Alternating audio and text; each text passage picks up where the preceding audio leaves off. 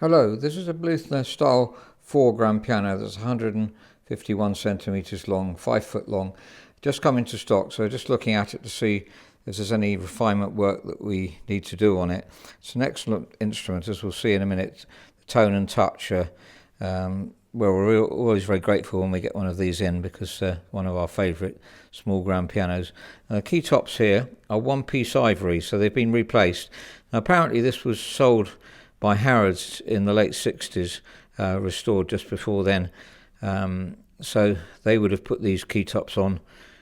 I'm sure they would have changed them, because you don't get one-piece key tops originally on Blüthner grand pianos. You can see here there's a bit of cosmetic wear where the piano's been played. We can obviously make that good. We can repolish the whole piano. Let's have a look at the case first before we go into the musical side of it. So it's a light mahogany, slightly faded, or quite a lot faded, I would think, from the original. There's the original underneath there, so that would be dark, much darker colour. So faded mahogany, and reasonably integral all the way around. It's very dusty on there. It's just come in literally, and I haven't had time to dust it. So generally we'll be either making good the casework or repolishing the whole piano, which we do with this style of piano quite frequently. It does have a very pleasant veneer. So look, the top lid is also good. Sometimes you get a fade line there where it's been kept back, and in this case it's pretty integral, which is good. Although this colour is slightly darker, as you can see, than that colour. That again is nearer the original, so it's been kept closed quite a lot of the time. And the music stand is also slightly on the darker side, so we can conclude perhaps it's not been played for quite a long time. It is slightly flat. I think it's about 3 beats flat on concert, so that's an indication that it's not been played for quite a while. Just looking at the legs before we look at the inside. So that's a very tasteful looking veneer. That's a kind of what we call flame style fiddleback, which you expect, and that's quite different, isn't it, than the rest of the piano. So it would possibly repolish to that kind of colour if we wanted to repolish it. Pedals, no sign of very little wear on this, so that's good. And the legs are in good condition as well. I've just said before, you need to check the tuning pins that they're tight, and these are larger than normal tuning pins because it's been restrung, so they have had bigger tuning pins put in, and they are very tight. The piano is pretty much in tune with itself, though it's dropped slightly because it's not been tuned for a long time. This string, we're looking at this string line here to see how well it's been restored. That should be a very even string line, which it is, and reasonably close to the agraffe. So that's pretty good on the whole, and there's new felts on the dampers too. So it's been restored. The soundboard is perfect. The frame is pretty much perfect as well. And there's the badge underneath, logo we call it. We call it decal in the trade. And there's the serial number there, dating it at 1933 for us. And the various prizes that they've had, which I don't normally show all of these, but the other day I showed one on an older Blüthner. Just have a quick look. So they start one 1865, and this is a younger badge that they put on this style of Blüthner with the roller action. The older style has a different decal on it. Sorry if I'm going a bit quickly, but don't want to waste time on this. But the latest date on there is 1927, I think. So it's 1933. They've left still using that decal. Now here's the worksheet that we prepared just to see what sort of work needs doing on the piano. If you want to jump straight to where it's played, then look underneath, you'll see a jump link. But let's have a look at what this is. So key weighting, I won't show the key weighting, I want to save some time really, but those are the weights on it. We normally set middle C at 50, which it already is, and there's a slight variety here, but on the whole quite good. The bass is a bit on the heavy side, that should be 52. They're not 54, and they're going up 50 and then 48 here. So some of the treble sharps are a bit heavy. So we'll be evening that out to within plus or minus 2 grams. And then we've got some key bushing felt. We'll look at that in a second. Pitch raising, and there's a lot of other minor restoration that we're going to, regulation that we'll be doing, and voicing too. I've just discovered that the second to the top key here has had a filling done. It's quite smooth on the top, and you can tell it's been filled though if you look down. well, you probably not be able to see, sorry, I beg your pardon, it may not be able to see on the video, but that's been filled quite professionally, maybe slightly yellower than the original colour. We could redo that and make it slightly whiter, but it's not standing out that much, I don't think. I did also notice that some of the key bushings are worn on the left hand side. This is quite common on pianos for them to wear on the left. As the key moves up and down, it's putting a bit of pressure on the left hand felt side, and that in the middle section doesn't happen at the top and bottom so much, but it's obviously been played more, obviously the white keys here too, because it's the white key ones that seem to be worn. So we're looking at them all. So that's wobbling too much. The left hand one, if you can see, if I lift one up, perhaps you can see better. The left hand one is worn clearly there. You can see where it's worn through on the left. So that left felt needs changing, and it's really important when you change these that they aren't too tight, because that can make the key stick and affect the touch as well. When the piano is restored, these action standards have been replaced as well. I can tell by the colour. And action standards on Bluthners, it's something we know in the trade that they can, the ones made in the 1930s can develop little fissures, little cracks in them. So, and then the regulation goes way out. So they do need replacing, and that's been done in this case. Now looking at the hammer wear, not a huge amount of hammer wear, but it's made it slightly mellower, as we'll hear in a minute. And you can see the string lines there. Now, it could be refaced to make it brighter. We'll certainly even it up and perhaps even towards being more bright, but I think you'll hear in a minute it has an exceptional tone, really, this piano. As this style of Blüthner very often does, we're really fond of them. The roller isn't incredibly worn either, which is useful.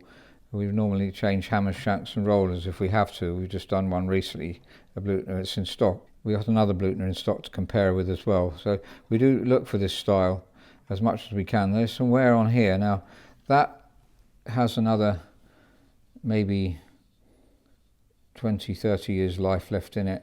Our technicians will decide. That one particularly is more worn than this one. I think we will decide to change them. It's quite easy to unscrew them and screw new ones back on. That one there is quite far gone, and presumably some of the other middle ones too. So it's not necessarily very often to change these. They look a bit worn sometimes, but don't really need replacing. The important thing is the hinge here, whether that's tight. The roller is important. And let's have a look at the regulation as we push the key down. We lift it off the back check by lifting my finger a bit. It should go upwards. It does. So the spring tension is about right on that one, but we'll check the spring tension on all of them, of course. And the set-offs are about right. This is a set-off adjuster, and the capstan is adjusted correctly. That's right down the bottom that you can't see very well, but it's resting, it's above the rail, which it should be, and the blow distance is about 47 millimeters, which it should be from the hammer to the strings. Now the Bluthner Style 4 is much loved for its mellow tone. Let's compare it with a couple of other grand pianos that we have in stock. So first of all, the mid-range on the Bluthner. This is a restored Bechstein A and a Bösendorfer 170. This is 170 long. The Bluthner top treble. The Bechstein Bösendorfer. Bluthner tenor. Bechstein Bösendorfer. Bluthner bass. Bechstein and the Bösendorfer.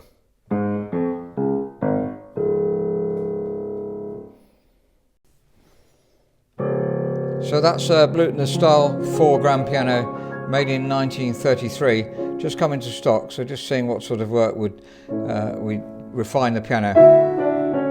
Now we haven't repolished the piano, so obviously that affects the price a lot, and if you want the piano repolished, we love doing them, so that could be done. French polishing costs 70 hours, takes 70 hours, sorry, so you can imagine it costs quite a lot of money.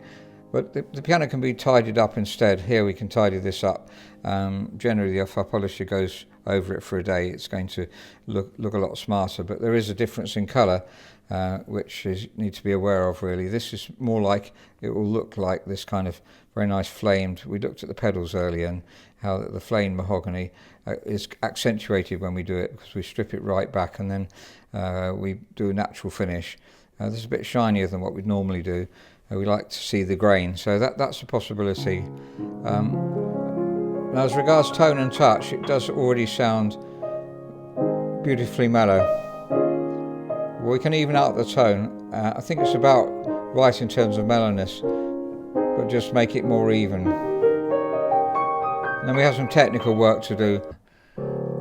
Now we compared it with some other pianos, the Bösendorfer and the Bechstein. Now the Bösendorfer hasn't been tuned at all, it's just come in as well, and the Bechstein has, so it's not quite a fair comparison. This is much shorter, so the bass is obviously not as strong, but for this length of piano, it's renowned for having an extremely good bass for the length of piano, and the tone here, it's just beautiful to play. The feel of the action as well, the touch, we'll be refining that as well. It's something we always do, evening out the weight. If you like a lightweight piano, we can do it light. We'd normally set that at 50 grams roughly, and then plus or minus 2, and then going up to about 48 here and 52 in the bass. But if you want it lighter, it can certainly be done. So, or heavier for that matter, but normally lighter, people don't want too heavy an action normally.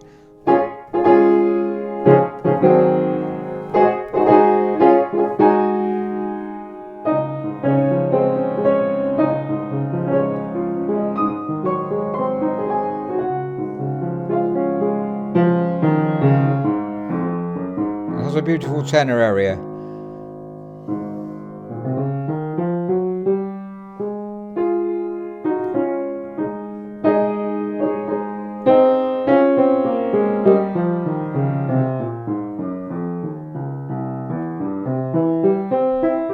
It's already quite in tune, although it's slightly flat. It's not too badly out of tune with itself. Plays beautifully and delicately already, but we will be refining it so it plays even more delicately. So I hope that's helpful. If you are interested in trying pianos out rather than buying them straight away, and you can't come in, then let us know. You can always have the piano for a while to try it out and then pay for it afterwards. If you look at our rental page on our website, that's under services, you can see the kind of things we normally do, but if you want to do something different, just write in to info@robertspianos, and we'll see if we can manage to do what you'd like us to. There's a beautiful unrecorded contrast here.